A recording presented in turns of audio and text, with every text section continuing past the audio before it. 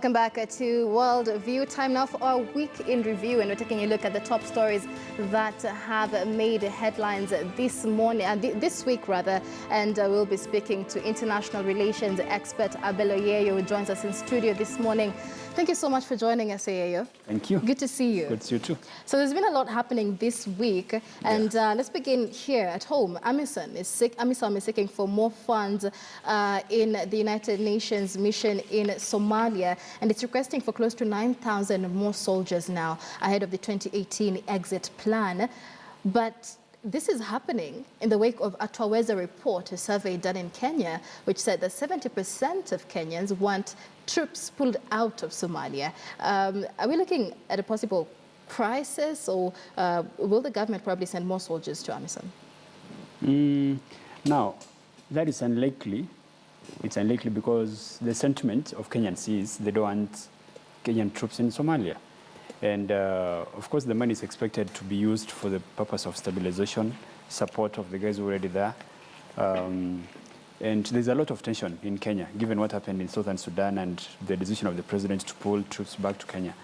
And of course, we have had a problem with Al-Shabaab when, we tend to support military action in Somalia, they intensify attacks back home. Country, right. Yeah, so Kenyans are likely to oppose that, and obviously the president is going to listen.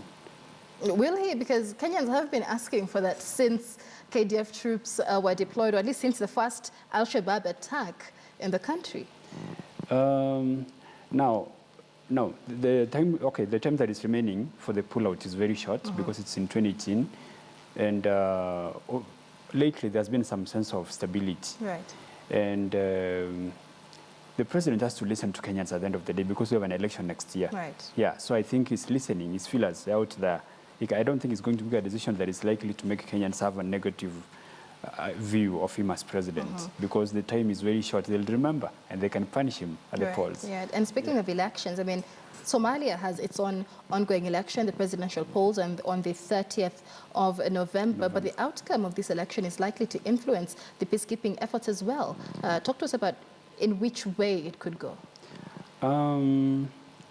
The influence might not be that big because all the candidates, including the lady, are opposed, of course, to Al-Shabaab. And if she wins, which is, of course, a long shot, you can expect the militants to intensify their fighting and all that because they've got limited respect for female leaders. They've always opposed that.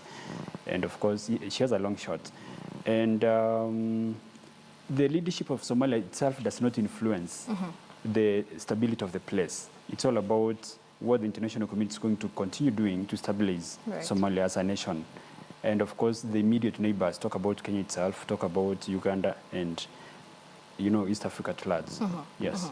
I mean, look at the future of Somalia as well after the exit of AMISOM troops. That's in 2018.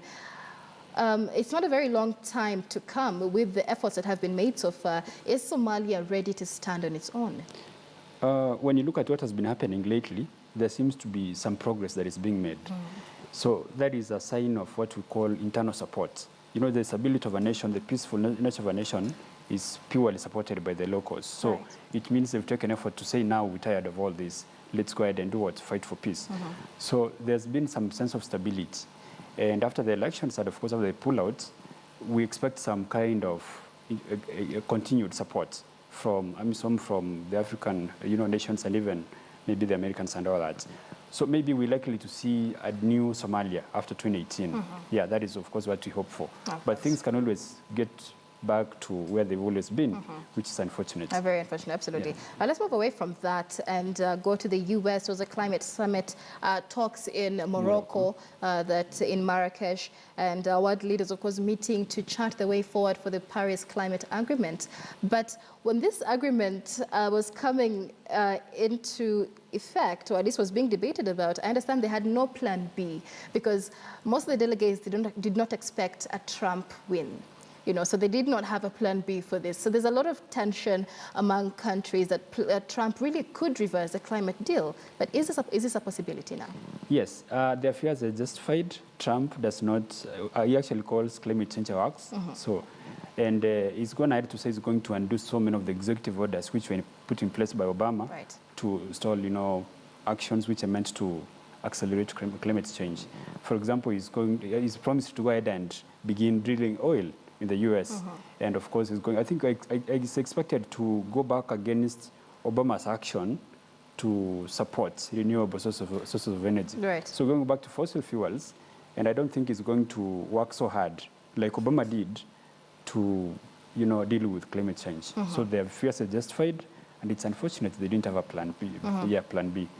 And logistically, with the ratification of the bill of the climate talks, can he logistically do that? Because those talks about should it come into effect that he can't mess with it for at least 4 years into his presidency. Okay, there's so much he cannot do, but again, there's what he can do as president via executive orders as an American president, and of course, there's a lot of influence from the U.S. as superpower. Right. So once he shows up and shows the way that we need to fight against climate change, most nations will listen. Now, he's come out and said, no, we're going to focus on what can create jobs for Americans, regardless of whether it's going to create more greenhouse emissions or not. So that is a bad kind of message he's sending that is likely to jeopardize the whole process of COP22. Yes. And what impact will that have on the over 190 nations that have signed up for this climate deal?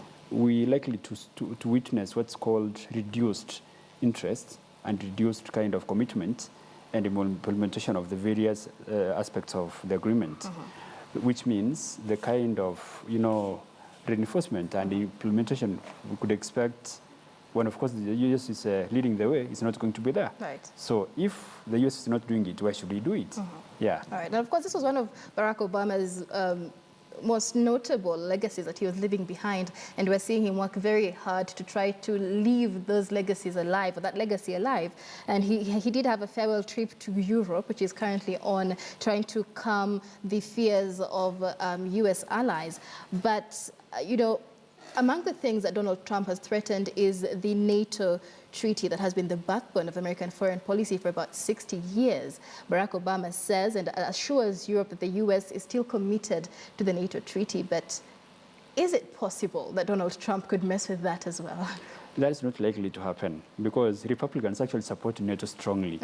And even his opponents during the primaries told him we cannot afford to move away from our allies in Europe and beyond. So, and of course, the Europeans have taken heed of what Trump has been saying. The UK Defense Secretary came out and said they're going to increase the budget, defense budget. So they're prepared for whatever Trump can do. But again, the Americans themselves, they're not likely to pull out. They understand the significance of NATO, and they understand that they have to show the way in terms of, coming up with a strong shield of defense with an insurgent Russia. So I don't think Republicans will watch Trump try to mess up with NATO. It's not going to happen. Of course, he talks, and it's going to require congressional support for him to do that, which is not likely to happen. Yes. And speaking of Trump, still, he's trying to put together his administration, and just recently tried to put together his cabinet. And he put Mike Pence, of course, and about 3 of his children in charge of helping him with the same. Something that has also been controversial. Let's get your thoughts on that, having his children as part of his trail. Trump is being Trump. When he was elected president, of course, he decided to go to his hotel, which is not according to American traditions. So what he's doing is actually to get money from the government to his enterprise as Trump. During the campaigns, he was using his plane so he could get money from his campaign to his account. Right. And of course, his kids are now in the transition team. That is a bad message he's sending to Americans.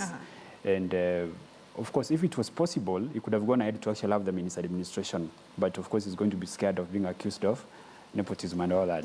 So Trump is being Trump. I suspect 2-3 years down the line, he might face impeachment. It's possible, it's likely to happen. In fact, chances of being impeached are very, very high. Right. Because he has a behavior of, he has this tendency of just being Trump, a showman. So he'll mess up, and then Republicans themselves will actually initiate impeachment. Right. We hope it doesn't get to that. I'd like us to talk about that in more detail in just a bit. But even as he forms his administration, one of the biggest questions has been whether he will mend the fences with already established Republicans, or there's going to pick people from outside. And, you know, just very recently, the appointment of his news chief of staff, Steve Bannon, has really caused a lot of controversy. Many have termed him as a white supremacist. And so they say him being appointed as part of Trump's administration does not send a good message to uniting Americans. What are your thoughts on that? That was a mistake because Bannon heads the Breitbart News, which is an ultra-conservative news outlet, and he's always been supported by white supremacists from the southern part of the United States. Right. So that was a mistake he made. But there's been a lot of opposition from all corners of the U.S. Democrats and other civil rights groups came out and said that was a bad appointment. And the expectation is it's not going to be like that going down the line. Then, but he's gone ahead again to go back to the establishment, the same people he was running against when he was campaigning. For example, he appointed the chairman of the RNC as the chief of staff. Yeah, and he also went ahead to get Mike to head the transition team. I expect people like Newt Gingrich and Rudy Giuliani, the former New York mayor, to be part of the administration. So the same establishment elements he was running against are likely to be part of the administration. So it's not going to be anything big. Problem is, yeah, at some point, if he decides to become Trump and again becomes like he's campaigning while being president, now the establishment will come out and work against him. Right. Yeah, so he's working with them for now. He's working with them for now. Yes. Right, all right. So that's what's been going on in the world this week. Many thanks for joining us. International Relations